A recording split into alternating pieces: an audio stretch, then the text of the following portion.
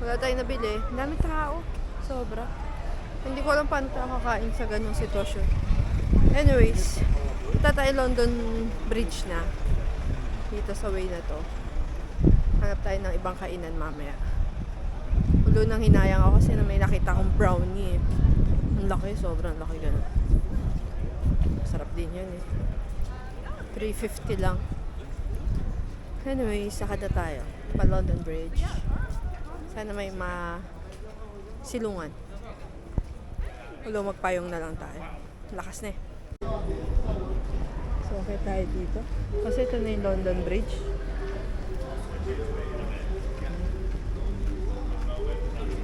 Yung mga ano sa ilalim. Ito na yung top ng London Bridge.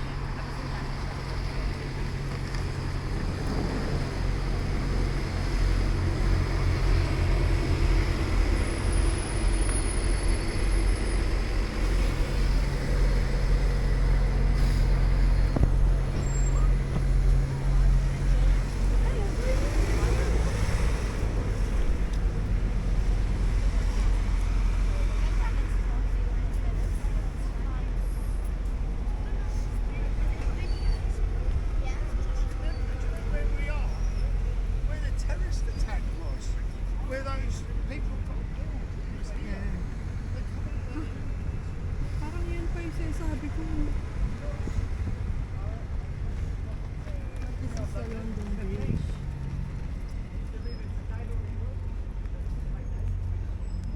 And when it's high tide, it's the ships. You see the Navy ships are here. They can enter the city. When it's low tide, they can So ito yung tinatawag nila London Bridge. Hindi pa pala ito yung bridge na sinasabi ko na magfo-fold. Ayan, may dadaan na ship.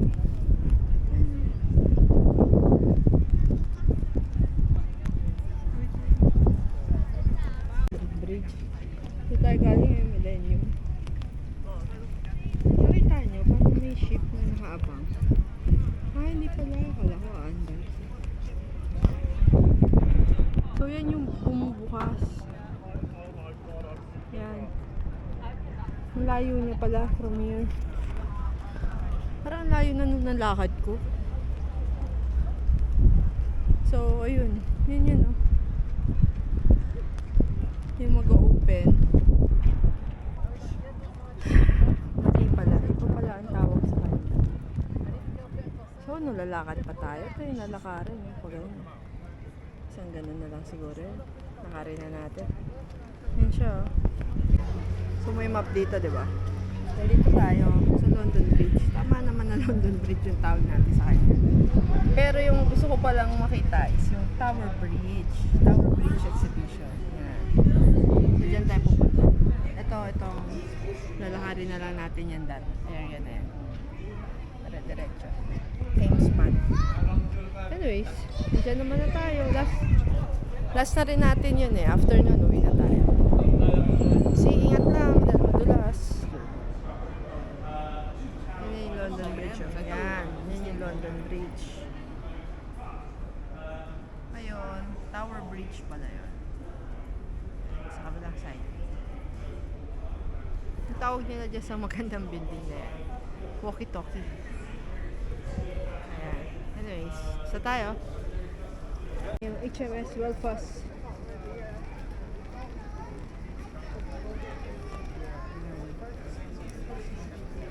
May bayad din yata itong aso.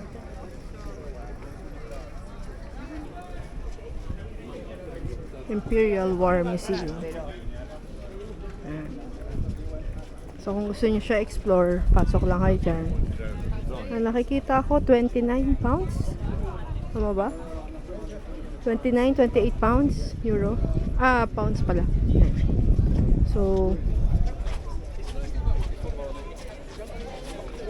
Britain's most significant surviving warship from the Second World War. Since Belfast launched in 1938, has fought in the Arctic, fired some of the first shots on D-Day, and seen major action during the Korean War. Okay, yan. So, if you like that, yan. Pwede nyo siyang i-visit. 28 or 29 pounds yata yung nakita ko. Ganda, di ba? So, ito na yung Tower Bridge. Yan siya, oh. Malayo pa rin niya sa itsura sa camera eh. Pero malapit na ako eh. Mga 1 kilometer. Malayo pa rin pala. So, akit tayo dyan. Tatawid tayo. Papunta doon sa Tower of London. Yan yung Tower of London eh. Yung mukhang castle. Yan. Alam ko naging ano yan eh. Ang sabi sa akin ni ate before, naging parang prison din nila yan.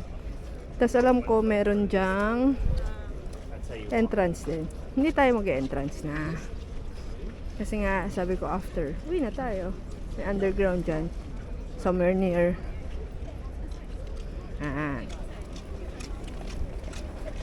Yan yung sasabi ko, may mga kainan din. Yan yung parang kulay blue ng mga small store. So, tuloy na tayo dyan. Ganda niya, di ba? Nakapagpa-picture din tayo. Ayan. Ganda, di ba? Medyo maulan lang. So, tatawid tayo doon. Pa-cross tayo. Tapos papunta dyan tayo sa castle. Okay. So, let's get... So, yan, no? Just ahead, yung parang small tower na yan. May hagdan, no? Sa right side. Akit lang kayo dyan. Tapos, turn left lang. Para ma-cross nyo yung bridge doon. Yan. Kita nyo na. Wait lang. Lapit pa tayo.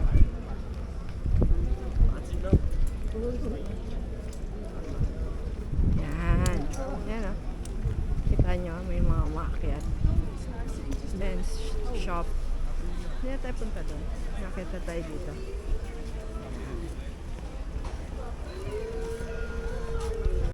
Pag akyat nyo, ito na yung makikita nyo. Ganda, di ba? So, walk straight lang tayo. Medyo parang umaaraw na, pero nakapayong pa din ako. Then sa side na yun, maaraw na. Dito, hindi. Ayan. Ewan ko lang kung kailan siya nag-open para magpapasok ng mga ship. Kasi nakikita akong ship, maliliit lang naman eh. Hindi ko rin alam kung functional pa siya. Ito yung Tame River. Yan yung view. Doon tayo galing, oh. Diba? Tayo na nilakad natin.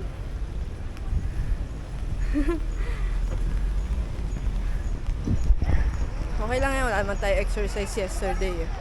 So, siya ano na eh. Last hura na ng travel natin. Kailan pa tayo ulit makakabalik dito. Walking lang tayo. Pero gutom na din ako. Pagbaba natin, hanap akong food.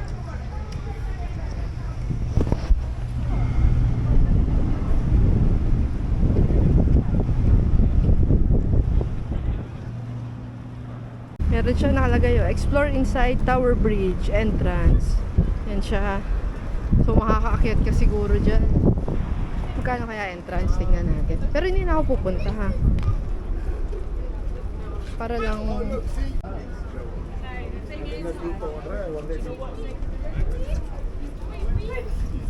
So ito yung price.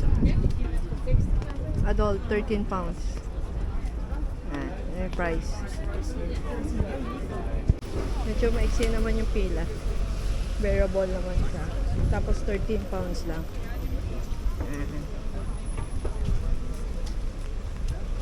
So, baba na tayo. Yun, papunta na tayo doon sa London Tower. Tapos, diretso tayo doon. Papuntang underground. Pag bumaba tayo, hindi na natin makukunan yan. Yan siya. Yan. So, baba lang tayo dito. Para makapunta tayo dyan. Tapos maikutan natin yung castle. Okay, let's go.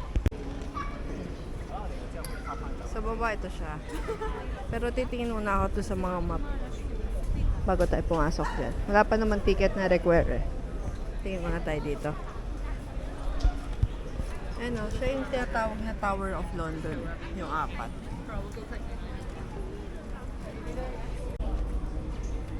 Dito pala yung mga underground, oh. So, punta lang tayo sa harapan para makita. Hindi na natin ikutan.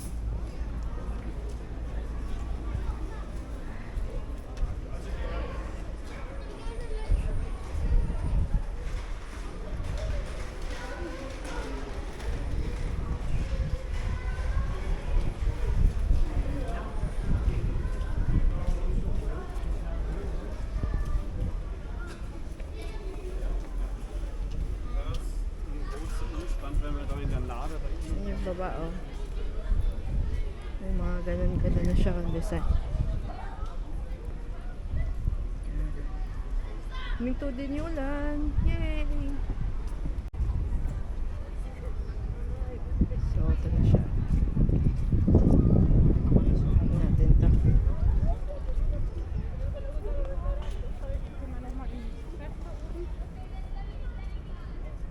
Fortress Store.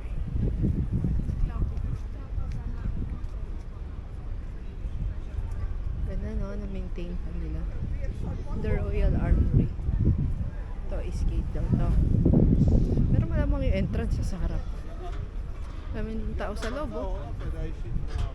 Sarap din magpahinga dito, oh. Buti uminto yung ulan.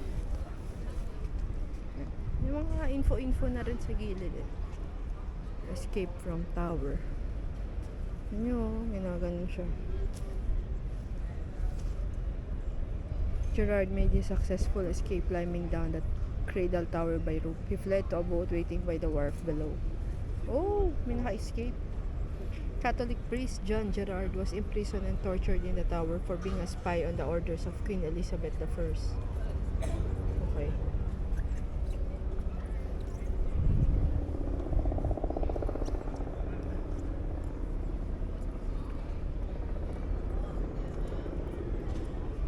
I think maganda to pag pinuntahan yan.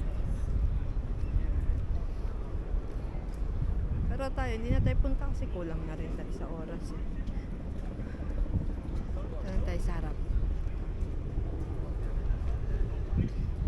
I-ano ko na lang yung website link para makita niyo yung price ng entrance fee. Ganun yan, di ba?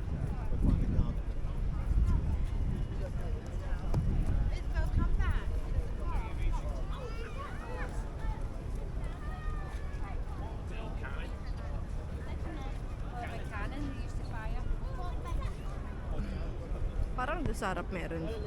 Ano? Pero exit na to, eh. Doon pa yata yung entrance. Anyways, yan siya.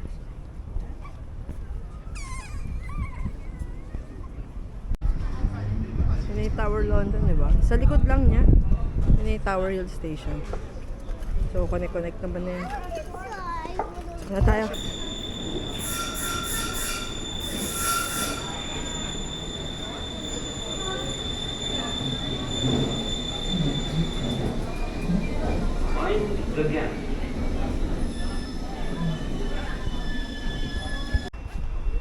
Yan na ng station, no? Ayan, nandito na tayo.